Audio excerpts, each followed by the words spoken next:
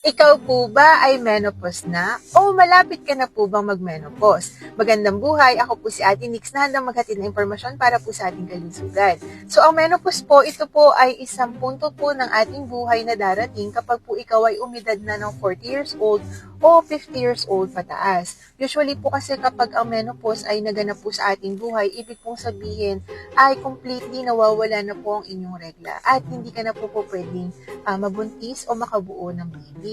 So usually po, ano po ba yung mga senyales na pwede nating malaman na ikaw po ay may pinagdadaanan ng menopause? So ang menopause po, completely wala na pong regla yan.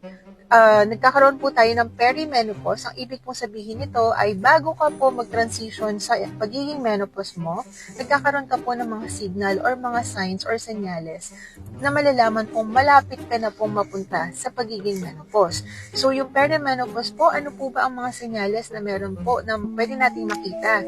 So sa ating pong mga kababaihan, ang ating pong hormones ay bumababa. Dalawa pong hormones natin, estrogen and progesterone. Yung pong hormones na yan ay specific po sa ating pagiging babae. Kapag po yan ay nag-age po tayo, bumababa din po ang level ng hormones na yan, lalo na pag malapit ka na pong menopause. So ano po yung mga senyales na yan?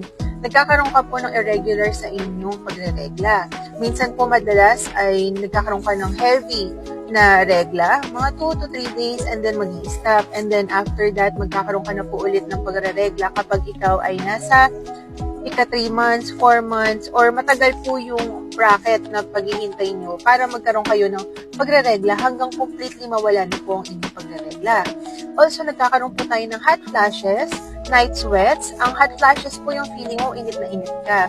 Kapag naman po, kapag gabi na, night sweats dahil bago ka matulog, sobrang init na init ka po, sobrang hindi ka komportable, nagkakaroon ka din po ng mood swings.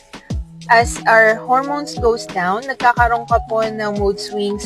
Paiba-iba po ang inyong mood, depende po sa araw, depende po sa level ng hormones nyo.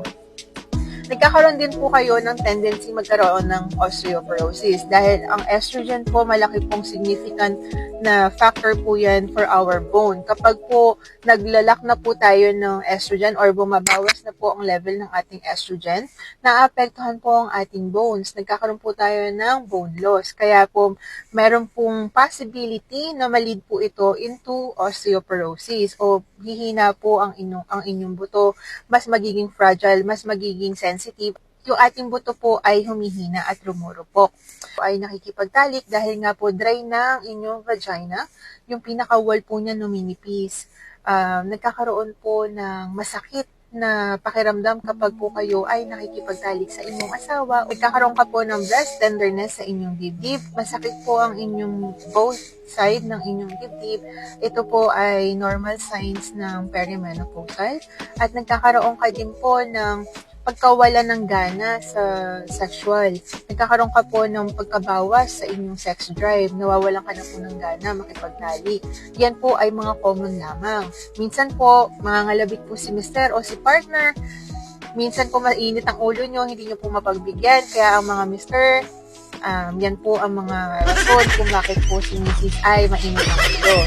So usually po kapag kayo ay may menopause or perimenopausal, usually po ang mga recommendation po dyan ay kailangan nyo mag-seek ng advice or ng help sa inyong OB or sa inyong doktor. Meron po mga replacing hormones therapy na binibigay po sila. Pwede kang uminom ng pills or pwede kang magkaroon ng vaginal cream like the estrogen po. Yun po yung mga normal na dapat na pinoproduce ng ating katawan. Kaya nga lang po dahil umiidad po tayo, nababawasan po yan.